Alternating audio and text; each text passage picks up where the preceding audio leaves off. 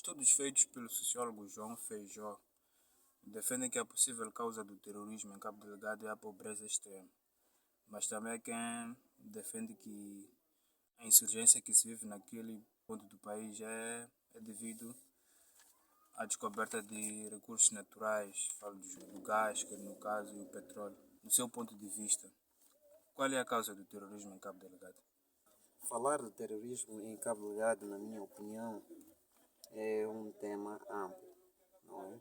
É um tema amplo porque vários entendimentos dão-se acerca deste tema, mas na minha opinião em particular, o terrorismo em Cabo Delgado, ela está muito relacionada com a questão dos recursos descobertos, principalmente o gás. E olhando no gás ou nos recursos descobertos, não, é fácil chegar a essa conclusão na minha interpretação. Porque primeiro nós temos que ter em conta que quem controla os recursos atualmente no mundo é quem controla a indústria. E quem controla a indústria controla o mundo. E Moçambique, feliz ou infelizmente, tem muito recurso. Nesse caso, estamos a falar de recursos energéticos, combustíveis fósseis, em particular o gás. E a descoberta do Cabo Delgado é enorme. Estamos a falar neste momento da área 4, onde está a operar a AN e os seus parceiros. Estamos a falar cerca de 100 trilhões de pés cúbicos. Então, isto, interpretando, é muito. Eu penso que está diretamente a descoberta dos recursos naturais, em particular a questão do gás.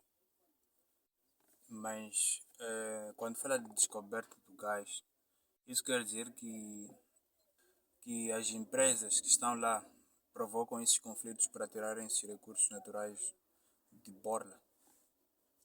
Bem, eu não teria propriedade suficiente para dizer isso, porque eu tinha que saber com profundidade. Como nós sabemos que o terrorista, ele não diz quais são as motivações, nem dá a cara. E muitas das vezes só aliciam as pessoas, muitas das vezes locais. Agora, o meu entender em relação a este tópico de descoberta, ou se são as empresas ou não, não sei. Mas uma coisa é certa, que a população que está lá está sendo usada, não é, com essas descobertas. E de que maneira é que estão sendo usadas? Talvez isso é que poderia ser a questão. É pela gestão das expectativas. Primeiro, o povo de Cabo Delgado sempre lá esteve. A pobreza sempre lá esteve. Isto é um fato. Sempre lá esteve a pobreza em Cabo Delgado e em todo o país. Mas os recursos começaram agora a ser, como é que eu posso dizer, começaram a ser colocados nos holofotes, como sendo uma província rica em recursos. Agora, este tipo de informação cria no seio da população ansiedade, expectativas, né? Isto, a população fica ansiosa, que prontos, vão enriquecer, vão ter melhores condições de vida, vão estar com melhores condições para as suas famílias. Mas o que se tem notado é que não é bem assim, não é diretamente proporcional. Agora, este fato de ter tanta riqueza e a população ah, diretamente não consegue ver os ganhos e associado ao nível pouco, nível de escolaridade que a população tem, eu penso que isto faz com que alguns grupos, não sei se são diretamente as empresas que lá estão a operar, mas eu quero acreditar que muitas potências ocidentais estão envolvidas neste barulho, porque as mesquitas sempre lá existiram. Se for associar o barulho do terrorismo com a religião, eu acredito muito pouco, porque sempre a religião islâmica sempre esteve lá. A população sempre foi pobre, muito pobre naquela região. O nível de escolaridade lá sempre foi muito baixo, mas agora, com essa descoberta, eu penso que já há muito dinheiro envolvido e muitos, ao terem a questão de confusão, conflitos armados, eu penso que saem a ganhar no meio disso tudo. Então eu penso que esteja diretamente relacionado. Não saberia dizer se são as empresas diretamente ou não. Quando fala da instrumentalização das comunidades ou da população que lá está, eh, está a descartar a possibilidade daqueles conflitos estarem a surgir por conta do descontentamento da população. Bem, no contexto geral, a população, neste caso do nosso país, Moçambique, tem muito descontentamento, porque o nosso país, por mais que ele seja rico em termos de recursos, a riqueza é distribuída de maneira desigual. Não só no nosso país, como em muitos outros lugares. Há sempre descontentamento. Isto é uma coisa que não é só em Moçambique, mas em vários outros lugares. Agora, este descontentamento, quando já se chega ao ponto de estar associado a um radicalismo em que alguém tem coragem de pegar uma arma, uma katana e matar alguém, cortar a cabeça a alguém, nós já temos que olhar o que pode ter catapultado isto. Eu penso que não estou a descartar que seja um descontentamento, mas sim alguém está a usar o fato de haver um descontentamento no seio da população para vir implementar as suas agendas. Eu penso que é isto que tem que se procurar ver. Pobreza existe. Na Beira tem pobreza, em Maputo tem pobreza, em Nampula tem pobreza. Mas por que agora, nos distritos de Cabo Delgado, numa altura em que há projetos, megaprojetos estão sendo implementados, é lá onde já começa esse descontentamento se traduzir em mortes, massacres, armas, katanas? Eu penso que esta deveria ser a pergunta. Para o governo acabar com com essa com essa justificativa de que nós estamos descontentes, por isso que criamos criamos essa confusão toda, matamos os outros.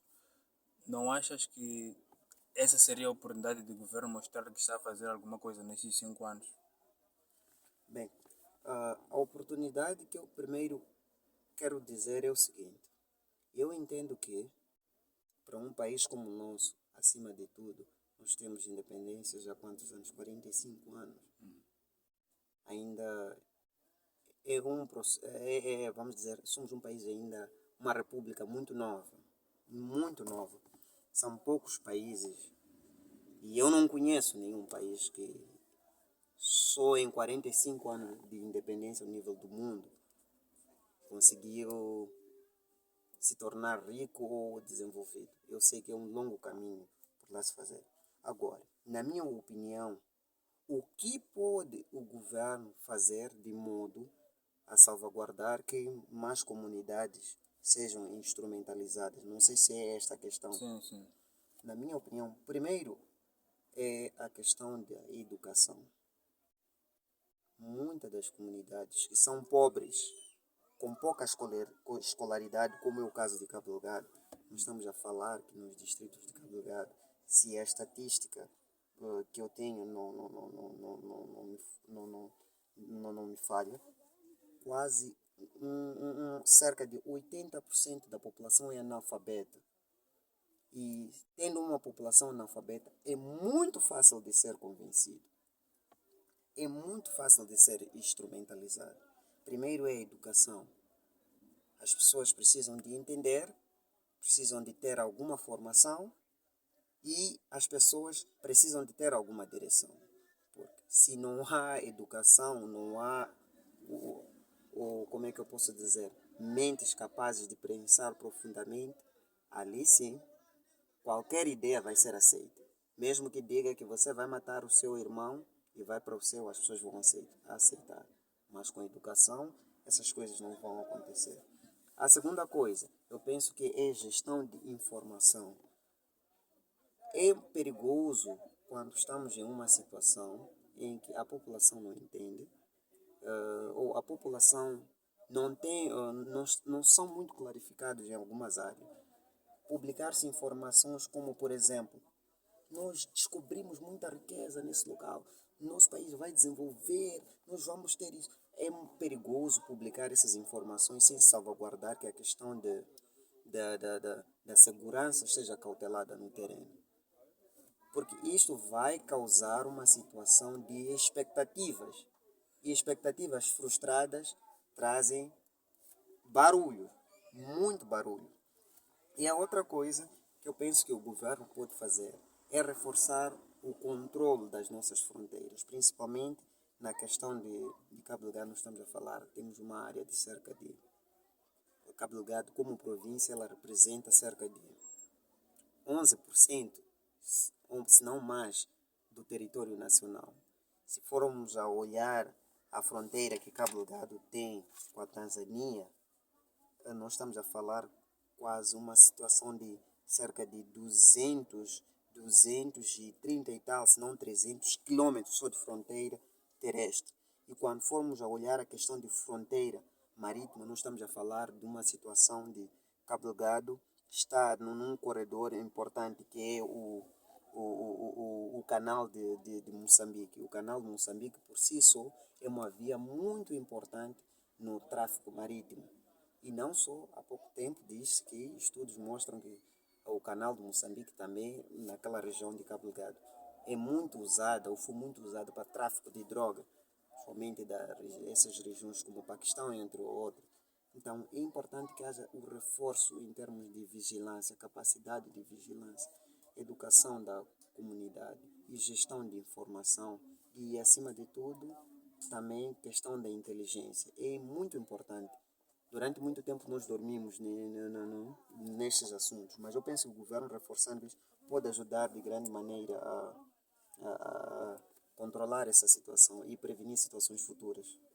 Nesses mais de 40 anos de independência, não achas que é tempo suficiente dizer, para termos uma educação assim consolidada em termos de qualidade?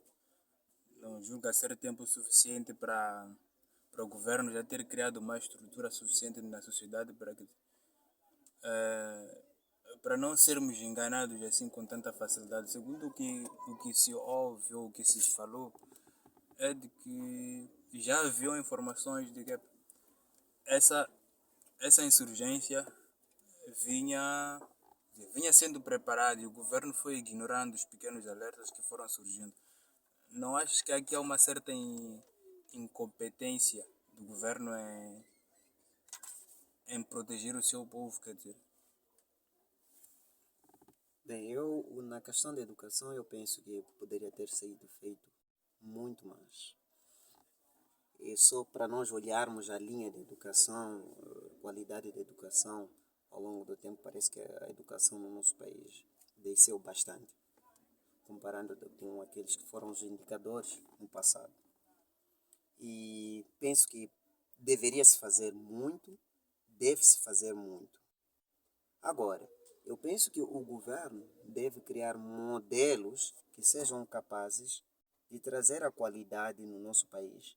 Eu sei que não tem sido fácil, principalmente porque os modelos que se usam no nosso país copiam-se de outros lugares. E pela realidade, muitas das coisas não são execuíveis ou não se implementam na nossa realidade. Em relação à educação, eu penso que deve-se fazer muito mais, deve-se fazer muito mais. Está provado isso, que a educação é o pilar do desenvolvimento de qualquer país. Todo aquele país que é desenvolvido hoje é educação.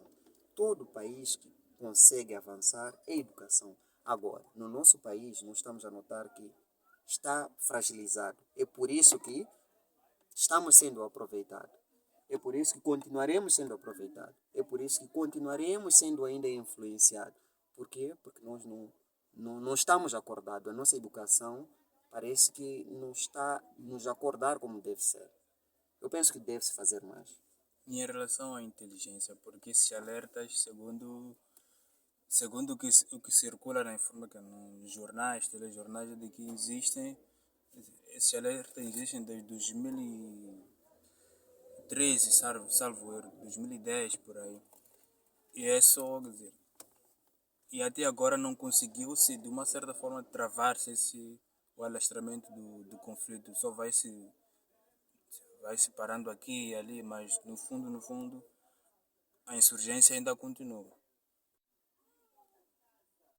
não temos uma inteligência capaz de resolver esse assunto?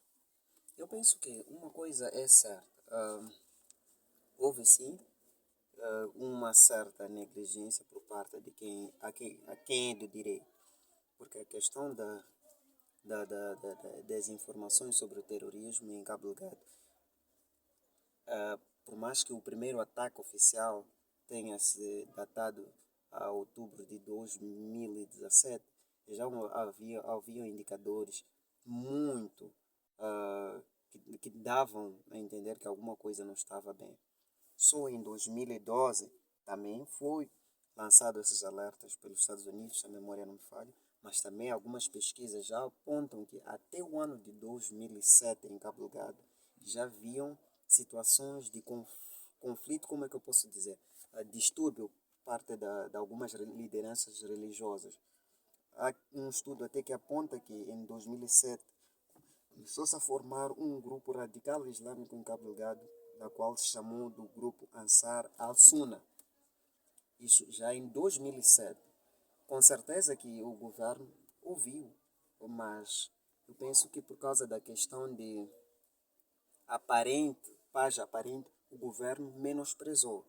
É de conhecimento de todo mundo, todo mundo que até se forma em áreas que têm a ver com recursos, sabe dizer, em países como a África, Médio Oriente, quando há descobertas como estas, descobertas grandes, sempre há conflitos, mesmo que não estejam a acontecer, mas sempre que há descoberta, sempre que há evidência de presença de grandes jazigos, de energético, entre outros recursos, há sempre conflitos e o governo não se acautelou. Eu penso que é por ingenuidade, sim. Eu penso que é por falta de experiência, sim. Mas o governo realmente, eu penso que deveria ter feito melhor. Agora se está numa situação de tentar estancar o mal que já está ali. Não está sendo fácil. Não está sendo fácil. Neste momento também quero aproveitar, dizer e parabenizar os jovens que estão em Cabo Delgado, principalmente os jovens das FDS, estão fazendo um grande trabalho. Para quem que sabe ou tem acompanhado, não é fácil a situação do terrorismo. Nós aqui estamos a falar, mas há quem que está na linha de frente, jovens como eu e tu. Há quem que está a morrer, há quem que está a perder vida para defender a nação. Não está sendo fácil, mas eu penso que deveria se ter feito melhor no passado. Negligenciou e essas negligências que aconteceram, a consequência é esta. Muitas famílias estão perdendo os seus filhos, muitas famílias estão perdendo os seus bens. Diz que agora em Cabo Delgado cerca de 2.500 ou 3.000 vidas já foram perdidas em resultado só do conflito do terrorismo.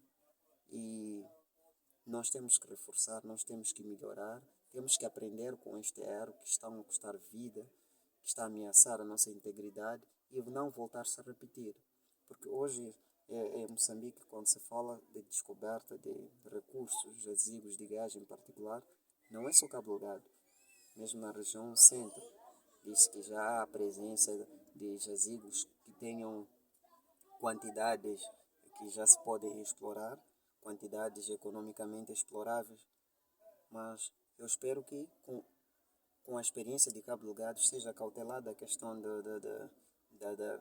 de proteção ou segurança naquela região, porque podemos voltar a ter a mesma situação também no centro ou em outro lugar que assim haverem os recursos, mas houve negligência, sim.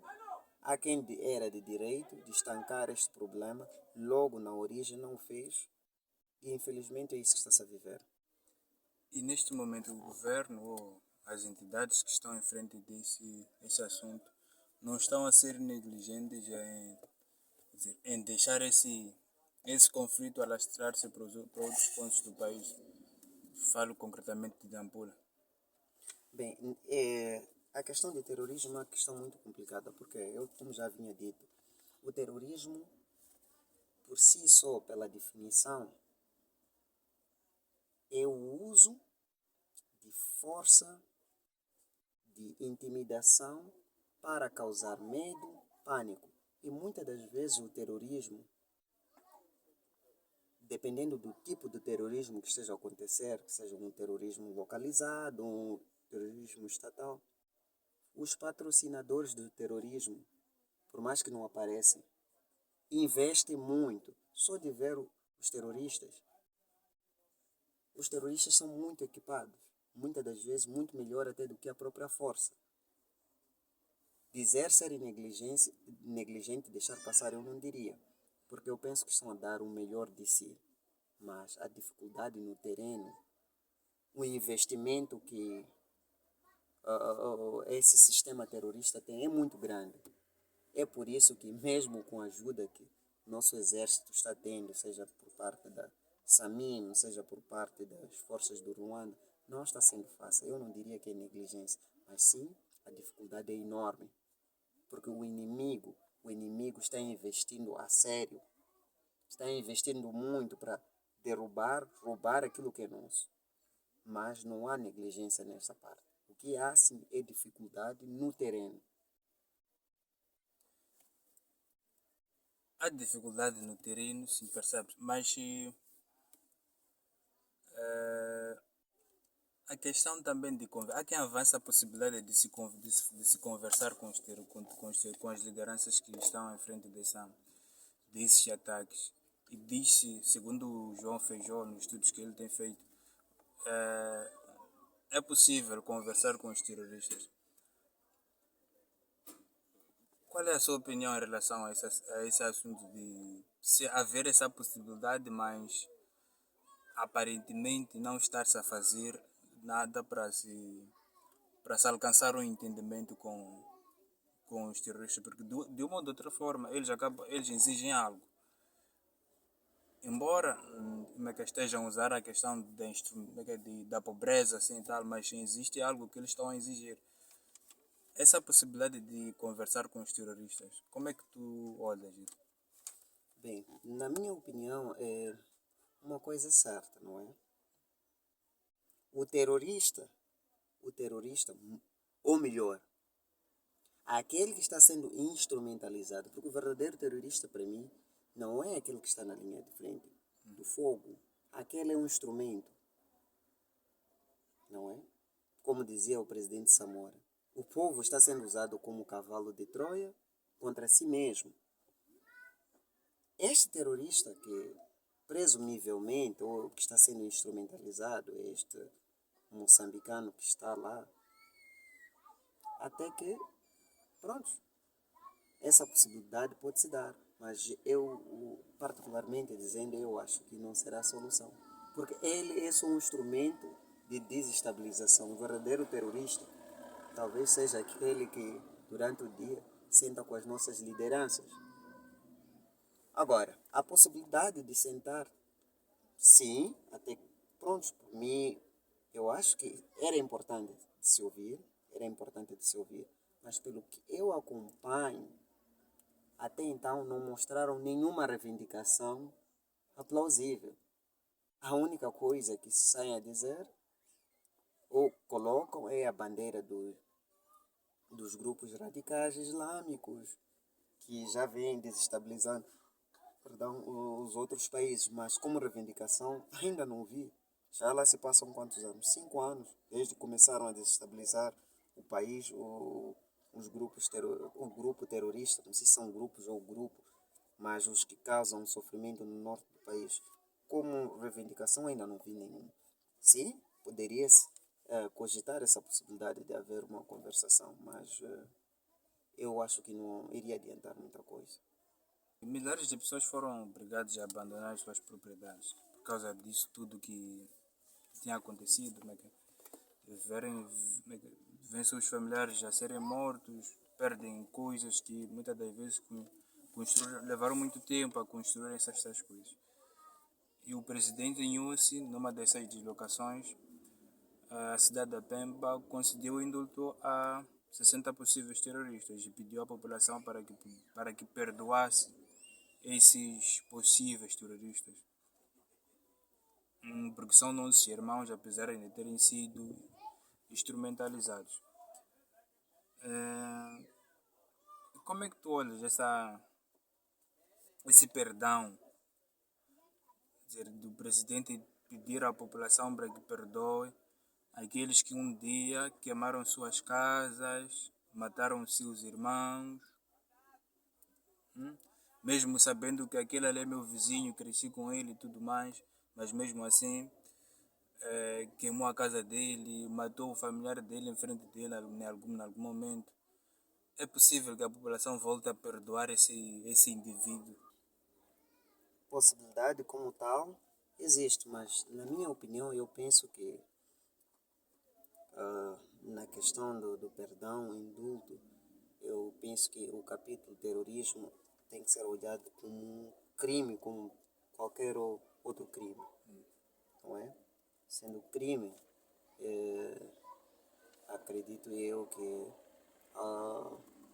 o sistema judiciário moçambicano é que melhor poderia lidar com isto, porque eu penso que as sequelas estão lá. Quem perdeu, o filho, o pai, perdeu e não vai esquecer que perdeu pelo terrorista que é vizinho. Agora, perdão como perdão, eu penso que não, mas este capítulo não no sentido de a população não deve perdoar, mas que devem existir penas alternativas. Vou dar um exemplo da questão do terrorismo com o tema do genocídio que aconteceu no Ruanda em 1994. Muitos dos que participaram no genocídio foi a mesma coisa, mataram os seus irmãos, outros grupos étnicos. Mas o governo de Ruanda, como medida, muitos foram presos. Não foram mortos, foram presos. Alguns até então estão presos, não é? Penso que aquilo, de certa forma, ajuda como nação e mesmo os outros que ainda não se meteram na questão do terrorismo, a não se meterem. Porque ao concederem perdão ao terrorista, eu não sei como fica quem perdeu um parente, quem perdeu uma infraestrutura. Isto já pode até não agora, mas daqui a algum tempo voltar a trazer outras sequelas sociais, porque o terrorista está lá. Todos aqueles que perderam hoje vão continuar chorando. E eu acho que é perigoso mesmo para o próprio terrorista continuar numa comunidade na qual ele perpetuou os estragos. Na minha opinião, eu penso que ou deveriam ter penas, cumprir penas em resultado do crime que cometeram, ou não deveriam permanecer nas mesmas comunidades. Então, não vê com bons olhos o perdão concedido pelo presidente e esse conselho. Eu penso que é muito perigoso, principalmente pela questão dos terroristas voltarem às mesmas comunidades. É perigoso. É perigoso porque as sequelas sociais estão lá. É muito perigoso. Ou que hajam penas alternativas às pessoas que cometeram terrorismo. Mas a questão de perdoar e voltar às mesmas comunidades é muito perigoso, principalmente para os próprios terroristas, porque a população não esqueceu. E, para terminar, quais são tipo, as possíveis soluções para que se acabe com o terrorismo? Já falou da educação e também da inteligência. Quais são, além desses, há outra possibilidade de preparar o terreno, a população, para que isso aqui não aconteça, quer dizer, não saia de Cabo Delgado, onde é mais intenso, para Nampula, para outras províncias do país, porque a pobreza existe lá, a pobreza existe em todo o país. É possível instrumentalizar, quer dizer, em cada província é possível encontrar um grupo e instrumentalizá-lo, dizendo que vocês são pobres, assim, tal e tal e tal.